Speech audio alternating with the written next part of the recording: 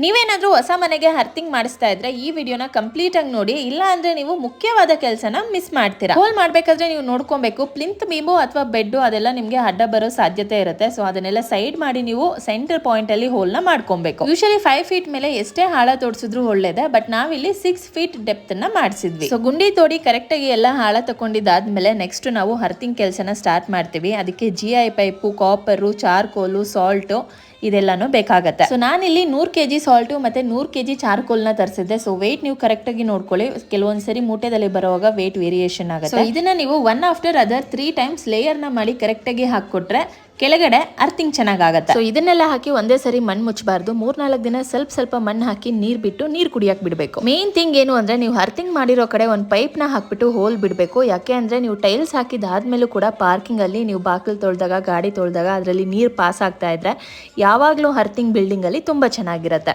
So wire ನ ಹಂಗೆ light ಕಂಬಕ್ಕೆ ಬಿಡೋದಕ್ಕೆ ನಮ್ಗೆ ಹೇಗಿದ್ರು ರೋಡ್ ಕಟಿಂಗ್ ಮಾಡಬೇಕಿತ್ತು. ಹಾಗಾಗಿ ನಾನು ಪಂಚಾಯತಿ ವಾಟರ್ ಕೂಡ ಸೇಮ್ ಟೈಮಲ್ಲೇ ಹಾಕ್ಸಿದ್ದೆ.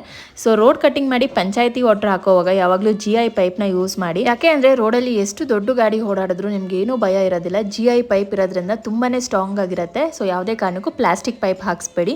GI ಪೈಪ್ ಹಾಕಿ ಕಾಸ್ಟ್ಲಿ ಆದ್ರೂ ನಿಮ್ಗೆ ವರ್ತ್ ಇರುತ್ತೆ. GI ಪೈಪ್ ಅಲ್ಲಿ ಕೂಡ ಹೆವಿ ಗೇಜು, ಲೈಟ್ ಗೇಜ್ ಅಂತ ಬರುತ್ತೆ. ಸೊ ನೀವು ತಗೊಳೋವಾಗ ಚೆನ್ನಾಗಿರೋ ಗೇಜ್ದೆ ನೋಡ್ಬಿಟ್ಟು ತಗೊಳ್ಳಿ. ಸೊ ಈ ತರ ನೀವು ರೋಡ್ಗೆ ಪೈಪ್ ನ ಯೂಸ್ ಮಾಡಿದ್ರೆ ಯಾವುದೇ ಗಾಡಿ ಓಡಾಡಿದ್ರು ನಿಮ್ಗೆ ಯಾವತ್ತೂ ಬ್ರೇಕೇಜ್ ಪ್ರಾಬ್ಲಮ್ ಬರೋದಿಲ್ಲ. ನೆಕ್ಸ್ಟ್ ಅದನ್ನ ಇಮಿಡಿಯೇಟ್ ಆಗಿ ಸಿಮೆಂಟ್ ಎಲ್ಲ ಹಾಕ್ಸಿ ನಾನು ಕ್ಲೋಸ್ ಮಾಡಿದೆ. ಅಂಡ್ ನಮ್ಮಲ್ಲಿ ಚೇಂಬರ್ಸ್ಗೆ ಅಂತ ಬಂದ್ರೆ ನಾನು 2 ಚೇಂಬರ್ ಮಾಡಿಸಿದೀನಿ ಪ್ಲಂಬಿಂಗ್ ಅಲ್ಲಿ. ಫ್ಯೂಚರ್ ಅಲ್ಲಿ ಪೈಪ್ ಅಲ್ಲಿ ಏನಾದ್ರೂ ಬ್ಲಾಕೇಜ್ ಆದ್ರೆ ನಮ್ಗೆ ಈ ತರ ಚೇಂಬರ್ಸ್ ಇದ್ರೆ ಯಾವಾಗಾದ್ರೂ ತೆಗೆದು ನಾವು ರೆಡಿ ಮಾಡ್ಕೊಬಹುದು. ಸೊ ಇದು ಕೂಡ ಚೇಂಬರ್ ಕೊಡ್ಸೋವಾಗ ನೀವು ಕರೆಕ್ಟ್ ಆಗಿ ಸ್ಲೋಪ್ ಕೊಟ್ಟು ಮಾಡಿಸ್ಬೇಕು. ಈ ತರ ಮಾಡಿಸಿದ್ರೆ ನಿಮ್ಗೆ ವಾಟರ್ ಪಾಸಿಂಗ್ ಎಲ್ಲ ತುಂಬಾನೇ ಚೆನ್ನಾಗಾಗುತ್ತೆ. ಪೈಪ್ ಅಲ್ಲಿ ಬ್ಲಾಕೇಜ್ ಆಗೋದಾಗ್ಲಿ, ಡ್ರೈನೇಜ್ ಪ್ರಾಬ್ಲಮ್ ಆಗ್ಲಿ ಮನೆ ಅಂದ್ಮೇಲೆ ಬಂದೇ ಬರುತ್ತೆ. ಈ ತರ ಚೇಂಬರ್ಸ್ ಇದ್ರೆ ಅದನ್ನ ಸಾಲ್ವ್ ಮಾಡ್ಕೊಳೋದು ತುಂಬಾ ಈಸಿ ಆಗುತ್ತೆ.